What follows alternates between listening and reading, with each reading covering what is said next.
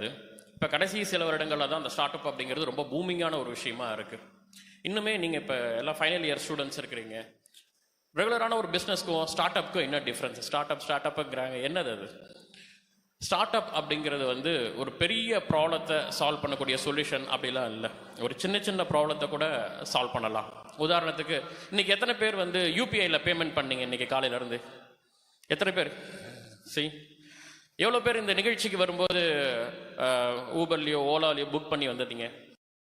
Zomato ஸ்விக்கின்னு order போட்டு சாப்பிட்ருக்கீங்களா நேற்று இன்னைக்கு? இவ்வளோ ரெகுலராக வந்து நம்ம இதெல்லாம் யூஸ் பண்ணிகிட்டே இருக்கோம் இல்லையா? இது எதுவுமே பிஸ்னஸ் கிடையாது, இது எல்லாமே ஸ்டார்ட் அப் ஐடியாஸ். டெய்லி நம்மளோட அன்றாட வாழ்க்கையில் பயன்படுத்திட்டு இருக்கக்கூடிய ஒரு விஷயம் தான் அது.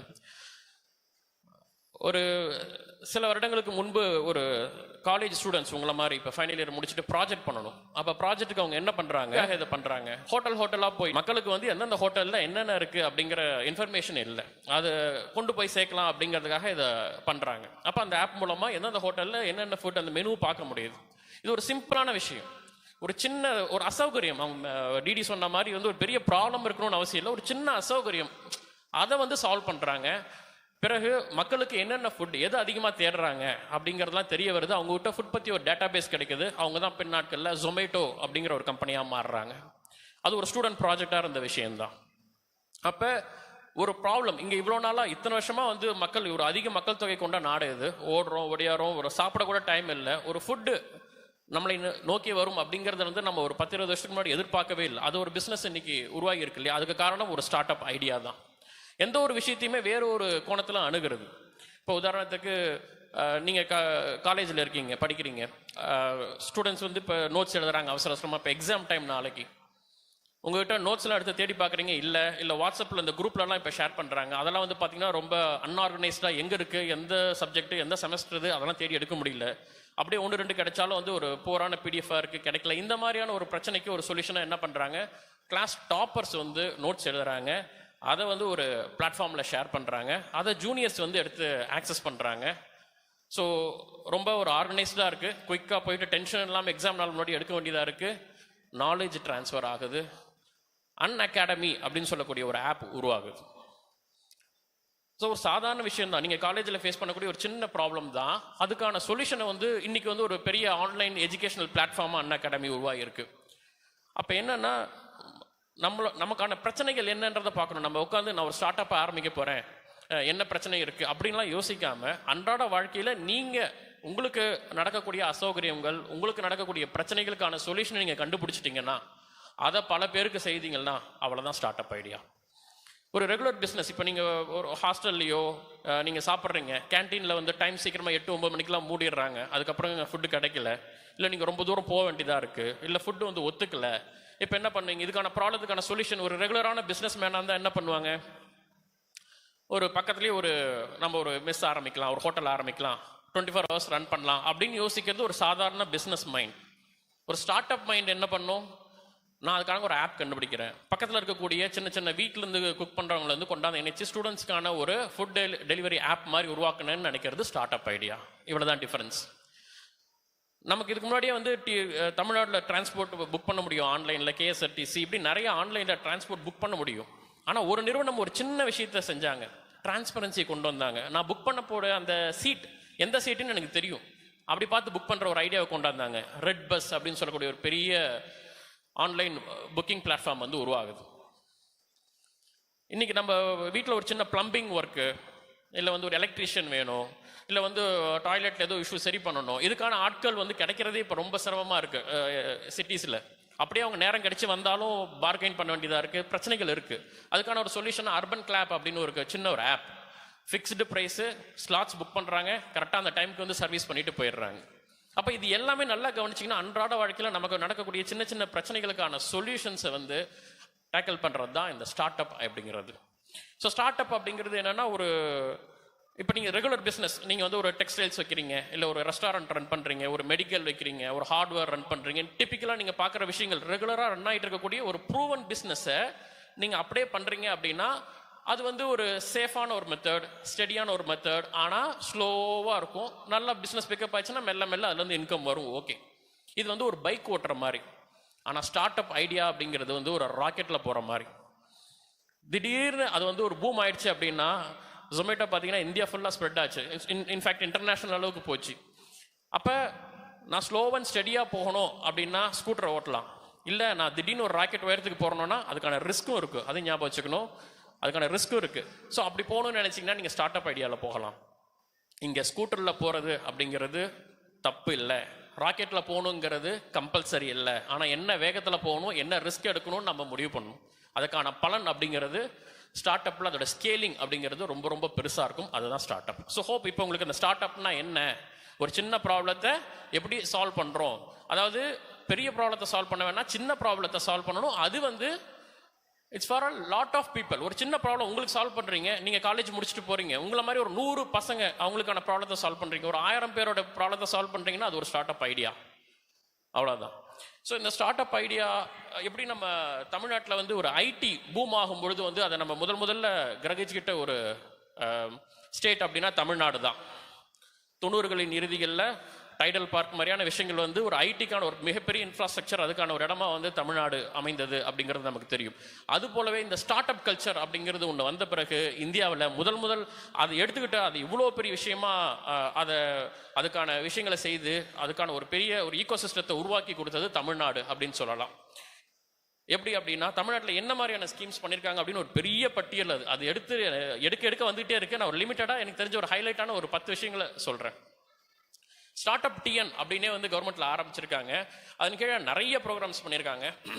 Tamil Nadu start up seed fund TANSEED அப்படின்றதன் மூலமா ஆரம்பத்தில் முதல்ல ஒரு ஸ்டார்ட் அப் கம்பெனி ஆரம்பிக்க போறாங்க. என்கிட்ட ஒரு ஐடியா இருக்குப்பா, ஒரு பிரச்சனைக்கான சொல்யூஷன் நான் கொண்டு வந்துட்டேன், ஆனால் எனக்கான ஃபண்ட் இல்லை அப்படின்னும் பொழுது பல கோடிகள் ஹண்ட்ரட்ஸ் ஆஃப் க்ரோஸை வந்து இன்வெஸ்ட் பண்ணி கடன் மாதிரியாக கொடுத்து அவர்களையும் என்கரேஜ் பண்ணுறாங்க. ஏன்னா ஒரு ஸ்டார்ட் அப்புக்கு நல்ல ஐடியா இருந்தால் போதும், ஒரு ப்ராப்ளம் அதுக்கான சொல்யூஷன் உங்கள்கிட்ட இருந்தால் போதும், கொஞ்சம் கரேஜ் கொஞ்சம் கியூரியாசிட்டி இது இருந்தால் நீங்கள் சால்வ் பண்ணலாம். மணி சம்மந்தமான விஷயங்களை இன்வெஸ்டர்ஸை உள்ளே கொண்டு வரலாம். அந்த மாதிரி கவர்மெண்ட்டே பல கோடி ரூபாய்களை வந்து இந்த மாதிரி இனிஷியலாக ஒரு ஃபண்ட் இனிஷியேட்டிவ் வந்து இதன் மூலமாக கொண்டு வந்திருக்கிறாங்க. Tamil Nadu global start up summit மூலமாக வந்து இன்டர்நேஷனல் பிளாட்ஃபார்மை வந்து உருவாக்கி கொடுத்துருக்குறாங்க அப்படின்னு சொல்லலாம். நிறைய இன்வெஸ்ட்மெண்ட்ஸ் கார்பரேட்ஸ், பெரிய பெரிய இண்டஸ்ட்ரி லீடர்ஸ் இவங்களெல்லாம் ஒருங்கிணைச்சு தமிழ்நாட்டில் இருக்கக்கூடிய ஸ்டார்ட் அப் கம்பெனிஸ்லாம் அவங்க கூட சேர்ந்து நாங்கள் இந்த மாதிரி விஷயங்களை கண்டுபிடிச்சிருக்கோம் அப்படின்னு சொல்லி வேர்ல்டு வைடாக நம்மளோட விஷயங்களை கொண்டு போகிறதுக்கான ஒரு சமிட்டாக வந்து அது இருந்தது. தமிழ்நாடு ஸ்டார்ட் அப் திருவிழா, ஒரு ஸ்டார்ட் அப் வந்து ஒரு திருவிழாவாக ஒரு மாநிலம் கொண்டாடுச்சு அப்படின்னா அது தமிழ்நாடு தான். இதில் வந்து நிறைய ப்ராடக்ட்ஸ், இந்த நாலேஜ் எக்ஸ்சேஞ்ச், மற்ற நாட்டில் என்ன பண்ணுறாங்க நம்ம ஊரில் என்ன பண்ணுறாங்க அப்படின்னு சொல்லி இண்டஸ்ட்ரியோட லீடர்ஸ், கவர்மெண்ட் அஃபிஷியல்ஸ்னு கிட்டத்தட்ட 40,000 என்ட்ரிஸ் அவ்வளோ பார்ட்டிசிபேட் வந்து இதில் பங்கு பெற்றாங்க. மிகப்பெரிய ஒரு ரெவல்யூஷனை வந்து இது ஏற்படுத்துச்சு அப்படின்னு சொல்லலாம். Tamil Nadu SC/ST start up fund அப்படின்ற மூலமா இன்க்ளூசிவ் ஒரு ஆண்டர்பிரினர்ஷிப்ல வந்து ஒரு இன்க்ளூசிவ் தன்மை உள்ள இருக்கணும் அப்படின்னு சொல்லி scheduled caste and scheduled tribes மக்களுக்காகவும் அந்த ஃபவுண்டர்ஸ்க்காக வந்து சிறப்பு தனி கவனம் கொடுத்து ஈக்விட்டி பேஸ்டு ஃபினான்ஷியல் சப்போர்ட் வந்து தமிழக அரசு வந்து செய்திருக்கிறது அப்படிங்கிறது மிக முக்கியமான விஷயமா நான் பார்க்குறேன். டான் ஃபண்ட் அப்படின்னு சொல்லக்கூடிய ஒரு போர்ட்டல், இந்த டான் ஃபண்ட்ல வந்து பார்த்தீங்கன்னா இன்வெஸ்டர் என்கேஜ்மெண்ட் ப்ரோக்ராம்ஸ்னு சொல்லி உள்ள நிறைய விஷயங்கள் உள்ள வச்சிருக்கிறாங்க. ரொம்ப ஸ்டார்டிங் லெவலில் இப்போ தான் நான் ஆரம்பிச்சிருக்கேன், எனக்கு வந்து இதில் நிறைய விஷயங்கள் தெரியும் அப்படின்னும் போது உள்ளுக்குள்ள தமிழ்நாட்டுக்குள்ள இருக்கக்கூடிய ஸ்டார்ட் அப் நிறுவனங்களுடைய அவங்களோட ஈகோ சிஸ்டம் உள்ள கனெக்ட் பண்ணக்கூடிய வேலையை வந்து இது செய்யுது. இதில் நிறைய ஸ்டார்ட் அப் நிறுவனங்கள் வந்து கைகோத்து இருக்கிறாங்க. தொழிலி அப்படின்னு சொல்லக்கூடிய உமன் ஸ்பெசிபிக் இனிஷியேட்டிவ்ஸ் வந்து பண்ணியிருக்கிறாங்க. பெண்களுக்காகவே உமன் ஃபோக்கஸ்டு பூட் கேம்ப்ஸ் வந்து நிறைய நடத்திருக்கிறாங்க. உமன் ஆண்டர்பிரினர்ஸஸ் வந்து உற்சாகப்படுத்துறதுக்காக அவங்களுக்காக நிறைய டொமைன் நாலேஜ், இங்கே இருக்கக்கூடிய நெட்வொர்க் ஆக்சஸ் பண்ணுறதுக்கான வசதிகள் சொல்லி பெண்கள் தொழில் முனைவோரில் வந்து ஊக்குவிக்கும் விதமாக அதுக்காக பண்ணியிருக்கிறாங்க ஸ்கீம்ஸு. ப்ரீ இன்குபேஷன் சென்டர்ஸ், ஒரு இன்குபேஷன் சென்டருங்கிறது எவ்வளோ முக்கியம். ஒரு குழந்தைய இன்குபேட்டர்லேருந்து கொண்டு போனால் தான் அந்த குழந்தை பிழைப்பதற்கான நிறைய வாய்ப்புகள் இருக்கும் இல்லையா. அது மாதிரி நிறைய ஸ்டார்ட் அப்ஸ் வந்து ஆரம்ப ஸ்டேஜ்லேயே ஃபண்ட் இல்லாமல் வழிகாட்டுதல் இல்லாமல் மூழ்கி போகும் சமயத்தில் ப்ரீ இன்குபேட்டர் சென்டர்ஸ் மூலமாக நிறைய ஸ்டார்ட் அப்ஸ்க்கு வந்து இன்ஃப்ராஸ்ட்ரக்சர், அவங்களுக்கு தேவையான இடம் கொடுக்கறது, ப்ரோட்டோடைப் அசிஸ்டன்ஸ், அவங்க செய்ய வந்த விஷயத்துக்கான ப்ரோட்டோடைப்ஸை கொடுக்கறது, மென்டார்ஷிப் பண்ணுறாங்க, ஒர்க் ஷாப்ஸ் கண்டக்ட் பண்ணுறாங்க, ஆண்டர்பிரினர்ஷிப்போடைய ட்ரைனிங் கொடுக்குறாங்க. இது மாதிரி பல விஷயங்களை வந்து இன்குபேட்டர் லெவலில் செய்கிறாங்க. Not only for cities, Tier 2, Tier 3, Tier 4 regions எல்லாத்துலேயுமே வந்து தமிழ்நாடு செய்கிறாங்க. குளோபல் கோஆர்டினேஷன் சென்டர் அப்படிங்கிறது மூலமாக ஒரு இன்டர்நேஷனல் லொகேஷன்ஸ்ல லைக் துபாய், யுனைடெட் ஸ்டேட்ஸ், சிங்கப்பூர்னு நிறைய நாடுகளில் இந்த கிராஸ் பார்டர் ஆப்பர்ச்சுனிட்டிஸ் வந்து உருவாக்குறாங்க. இன்டர்நேஷனல் மார்க்கெட்ஸை வந்து ஓப்பன் பண்ணி விடுறது, தமிழ்நாட்டு ஸ்டார்ட் அப்ஸை கொண்டு போய் கனெக்ட் பண்ணுறதுன்னு முக்கியமான விஷயங்களை வந்து முன்னெடுத்திருக்கிறாங்க. S2G இனிஷியேட்டிவ் அப்படின்னு சொல்லுவாங்க, ஸ்டார்ட் அப் டு கவர்மெண்ட். அதாவது ஸ்டார்ட் அப் நீங்கள் பண்ணுங்க, நாங்கள் உதவுறோம் அப்படின்னு கவர்மெண்ட் தள்ளி நிற்காம அதற்காக நீங்கள் செய்கிறது உண்மையாகவே யூஸ்ஃபுல்லாக இருந்ததுன்னா நாங்கள் அதை எடுத்துக்கிறோம், எங்கிட்ட இருக்கக்கூடிய பப்ளிக் செக்டாரில் வந்து நாங்கள் அதை வந்து பயன்படுத்திக்கிறோம். அது மேபி கவர்மெண்ட் அடாப்ஷனாக இருக்கலாம், இல்லை இன்னோவேட்டிவ் ஐடியாஸாக இருக்கலாம். ஸோ ஸ்டார்ட் அப்ஸை அதை வந்து நம்ம கன்சியூம் பண்ணுறது, தமிழ்நாடுவே வந்து கன்சியூம் பண்ணுறதுக்கான வேலைகளையும் திட்டத்தின் மூலமாக செஞ்சுருக்கிறாங்க. Start up TN smart card அப்படிங்கிறத கொடுத்து ஸ்டார்ட் அப்ஸை வந்து அவங்க ஆரம்ப காலகட்டத்தில் அந்த இயர்லி ஸ்டேஜஸில் அவங்களுக்கு தேவையான அந்த ஆப்ரேஷனல் காஸ்ட் இருக்கும் இல்லையா, அதெல்லாம் ரெடியூஸ் பண்ணுறதுக்கான அந்த மானியங்களை வந்து கொடுக்கறது இந்த ஸ்மார்ட் கார்டு மூலமாக செய்கிறாங்க. கால் சென்டர்ஸ் வச்சிருக்கிறாங்க, டெடிகேட்டட் கால் சென்டர்ஸ் மூலமாக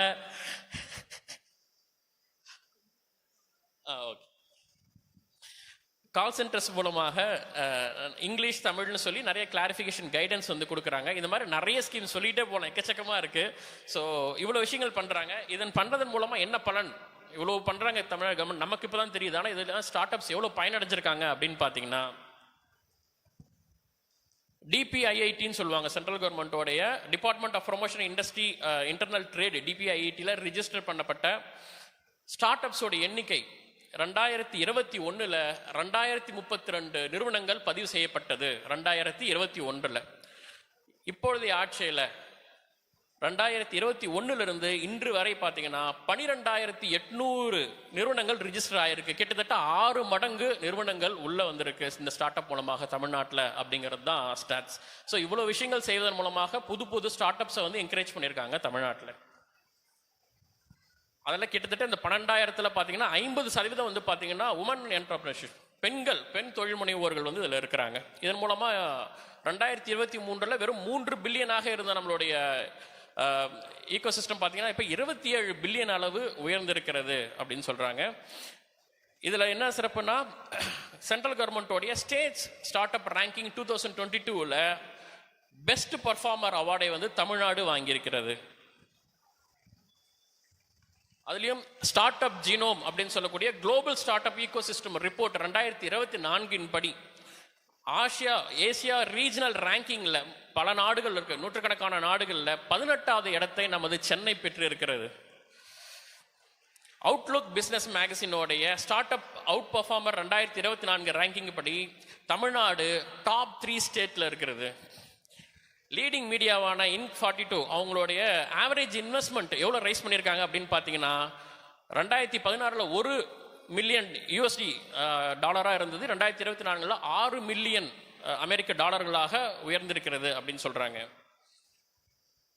ஓவராலாக இந்த CAGR அப்படின்னு சொல்லுவாங்க, காம்பவுண்ட் ஆனுவல் க்ரோத் ரேட் அப்படின்னு சொல்லுவாங்க.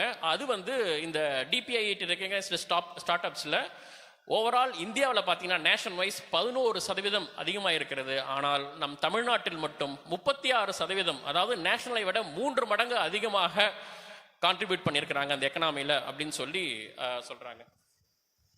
ஸோ இப்படி நம்ம நிறைய தமிழ்நாடு அளவில் ஸ்டார்ட் அப்புக்காக நிறைய இனிஷியேட்டிவ்ஸ் இருக்குது. அதன் மூலமாக பலன் பெற்று நம் தமிழ்நாடு அப்படிங்கிறது ஸ்டார்ட் அப்பில் மேலோங்கி இருக்கிறதுங்கிறது இதன் மூலமாக ரிசல்ட்ஸ் மூலமாக புரிஞ்சிக்கலாம். இந்த ஆயிரக்கணக்கான ஸ்டார்ட் அப்ஸில் எனக்கு இன்ட்ரெஸ்டிங்காக இருந்த சில ஸ்டார்ட் அப்ஸ் மட்டும் நான் குயிக்காக எடுத்துக்கிட்டு இதெல்லாம் எனக்கு கொஞ்சம் இன்ட்ரெஸ்டிங்காக இருந்தது அப்படிங்கிற மாதிரி இருந்தது, அதை பார்க்கலாம்.